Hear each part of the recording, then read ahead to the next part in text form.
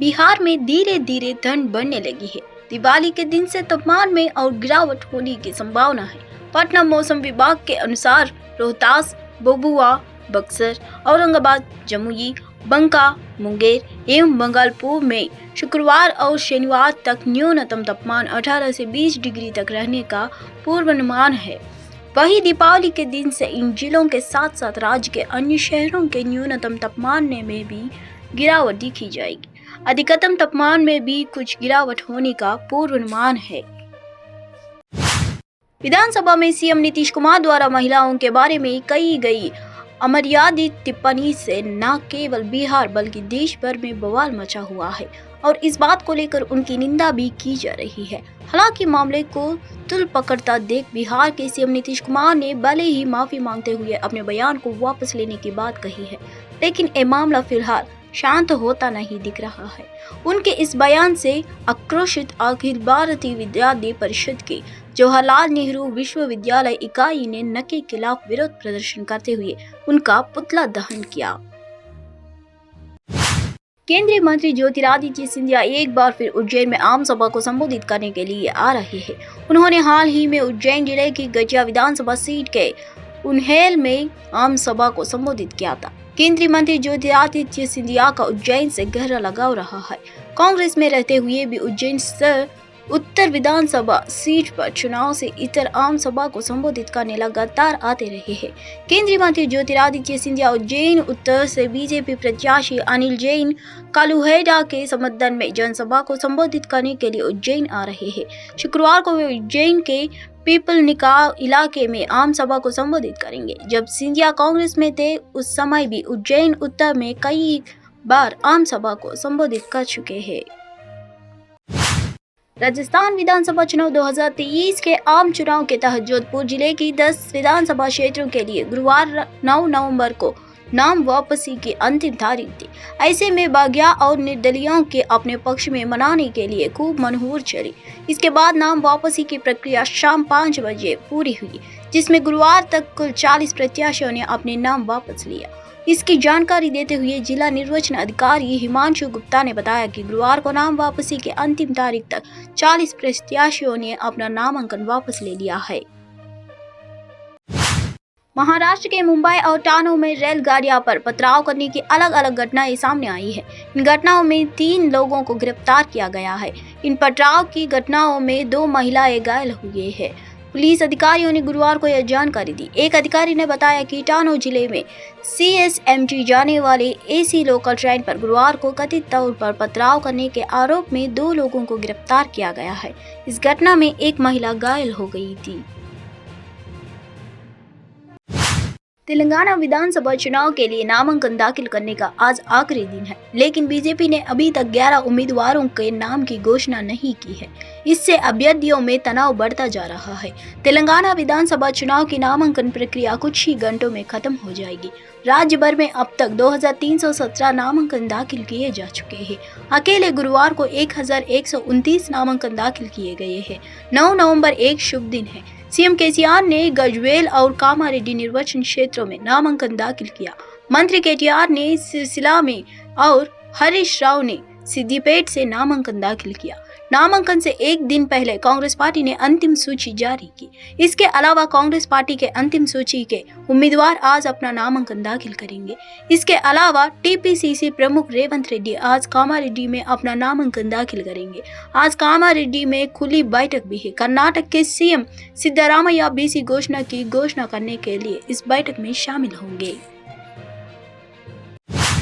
YCP सामाजिक अधिकारिता बस यात्रा मुख्यमंत्री और वाईसीपी प्रमुख वाईएस जगन द्वारा किए गए आदेश पर शुरू की गई थी। पिछले महीने की 26 तारीख से शुरू हुई बस यात्रा का पहला चरण शुक्रवार को यानी आज समाप्त होगा।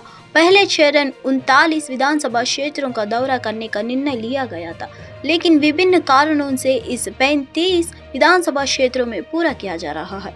राज्य के 3 क्षेत्रों उत्तरांध्र, कोसरा और रायलसीमा में हर दिन 3 निर्वाचन क्षेत्रों में एक साथ 3 बस यात्राएं और 3 विधानसभाएं आयोजित की गई। बस यात्रा उत्तरांध्र के इच्छापुरम तट के तेनाली और रायलसीमा के शिंगलमाला और शुरू हुई है।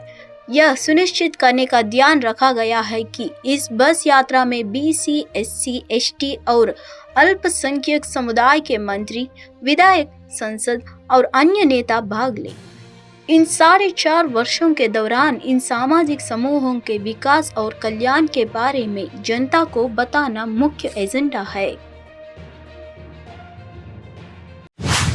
5वीं भारत अमेरिका 2+2 मंत्रिस्तरीय वार्ता में भाग लेने के लिए अमेरिका विदेश मंत्री एंटनी जे ब्लिंकन की भारत यात्रा पर अमेरिकी विदेश विभाग के प्रधान उप प्रवक्ता वेदांत पटेल ने कहा, अमेरिका विदेश सचिव एंटनी ब्लिंकन और अमेरिकी रक्षा सचिव लॉयड ऑस्टिन 2+2 सुरक्षा वार्ता के हिस्से के रूप में नई दिल्ली का दौरा कर रहे हैं। हमारे सुरक्षा सहयोग को गहरा करना वह विषय होगा जो दोनों सचिवों और उनके भारतीय समकक्षों द्वारा चर्चा का हिस्सा होगी। मुझे इसमें कोई संदेह नहीं है कि सहयोग में सहयोग होगा। आतंकवाद निरोध एक ऐसी चीज है जो सामने आएगी।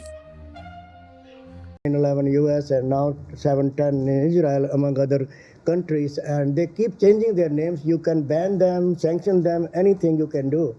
So where do we go from here? Future, then they will hold innocent hostages and then they want to trade them in.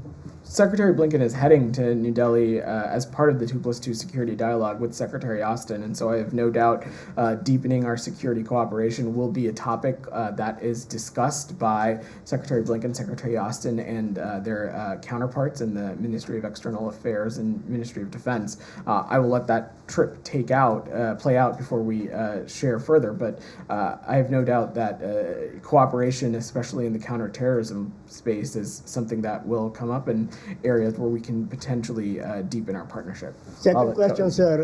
As far as the nuclear weapons of Pakistan are concerned, one minister in Pakistan said that we are not obligated not to sell Ukraine nuclear weapons because we have not signed NPT.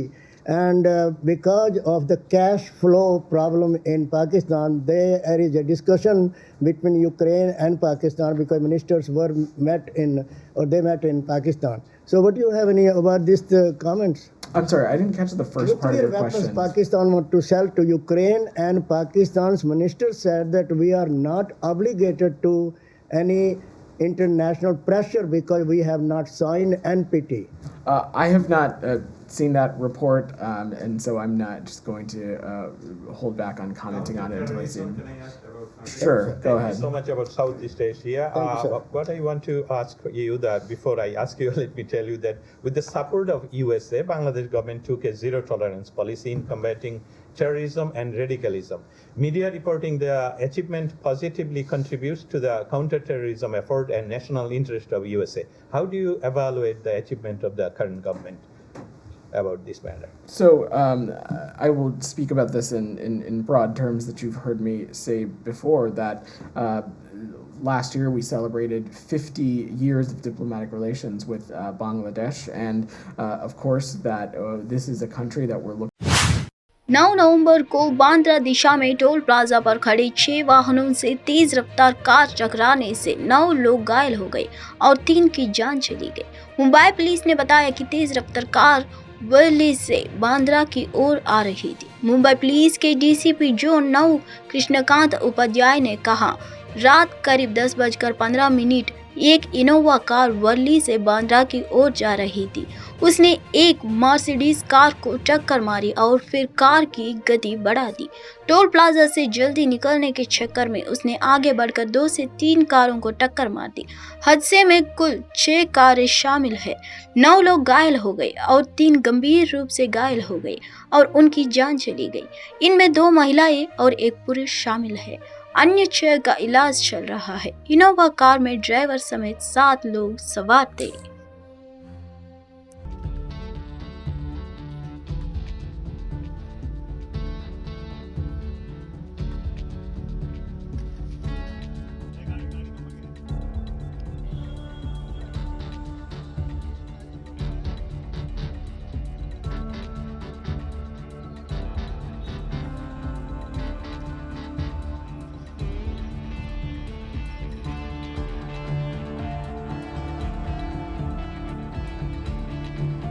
आज करीब 10:15 बजे के आसपास, रात्रि 10:15 बजे के आसपास एक इनोवा गाड़ी वर्ली से बांद्रा की तरफ नॉर्थ बाउंड की दिशा में जा रही थी और सी लिंक पर टोल प्लाजा से करीब 100 मीटर पहले उसने एक मर्सिडीज गाड़ी को डैश मारा और वहां से डैश मारने के बाद उसकी स्पीड उसने तेज किया और आगे आकर के उसने 2-3 गाड़ियों को टोल प्लाजा से जल्दी में निकलने के लिए टोल प्लाजा पे उसने धड़क मारा और उस दरमियान गाड़ियों को टक्कर लगी। इस पूरी घटना में मर्सिडीज गाड़ी जिसको पहले टक्कर मारा था उसको और जो गाड़ी ने टक्कर मारा है, इन दोनों गाड़ियों को मिला करके टोटल 6 गाड़ियां इन्वॉल्व हैं जिनको डैश लगा है। और इस दरमियान अभी तक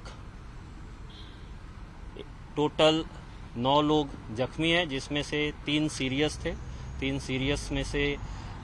सीरियस थे, उनका डेथ हुआ है और उसमें 2 महिला और 1 पुरुष है। बाकी 6 लोगों का ट्रीटमेंट चल रहा है और उसमें 4 लोग स्टेबल हैं, 2 अभी सीरियस हैं, जिसमें से 1 को लीलावती हॉस्पिटल शिफ्ट किया गया है। बाकी 5 फिलहाल भाभा हॉस्पिटल में ट्रीटमेंट ले रहे हैं। तो मुंबई पुलिस इसमें किस तरीके की इन्वेस्टिगेशन करेगी? ड्राइवर्स की हालत किस तरीके से, क्या इन्वेस्टिगेशन? कांग्रेस पर तीखा हमला करते हुए असम के मुख्यमंत्री हेमंत बिस्वा शर्मा ने 8 अक्टूबर को कहा कि आगामी चुनाव में कांग्रेस पार्टी को वोट देने से बाबर और औरंगजेब को विटामिन मिलेगी। करवा में एक सार्वजनिक रैली को संबोधित करते हुए उन्होंने कहा, अगर आप कांग्रेस को वोट देंगे तो आप बाबर और औरंगजेब को ऑक्सीजन और विटामिन देंगे। देखिए कर्नाटक में चीजें कैसे बदल गई। ये जगह में अगर कांग्रेस जीतता है, देश का बाबर और औरंगजेब देश का कोने कोने में हमारे लोगों का ऊपर अत्याचार शुरू कर देगा। आज कर्नाटक में कांग्रेस जीता, कर्नाटक में डेली क्या हल्ला होता है आप लोग सुनते रहिए। डेली कहां से बाबर औरंगजेब लोगों को ऑक्सीजन मिल गया पता नहीं, हल्ला शुरू कर दिया। कांग्रेस जीते और तुरंत वो लोग का हल्ला शुरू। यही है वो लोग का राजनीति। इसीलिए भाई और बहनों, सुनाई कांग्रेस का हिंदुत्व हमको ठुकराना है, ये लोगों को वोट नहीं देना है। साया दीदी को भरपूर वोट से पंधाना से जिताना है। आप लोग ये सुनाई जो इलेक्शन आता है, वो समय जो हिंदू हो जाता है, वो लोग का बात आप लोग छोड़ दीजिए। वो लोग का पीछे पड़ेगा तो कोई रास्ता हम लोग को दिखाई नहीं देगा। आज आप देखिए कमलनाथ जी जन्मदिन करता है, केक का ऊपर हनुमान जी का सभी अंकन, प्रतिमा को अंकन करता है, फिर ब्लेड से उनको काटते हैं खाने के लिए। अरे क्या हनुमान जी खाने का चीज है क्या? हनुमान जी क्या खाने का चीज है? और आप खुद बोलता है मैं हनुमान भक्त हूं। भाई अगर आप हनुमान भक्त होता था, जन्मदिन कोई हनुमान मंदिर में जाके प्रार्थना करता था और यही हनुमान भक्त होता है। कहां इंग्रज का केक और कहां हमारा भारत का हनुमान।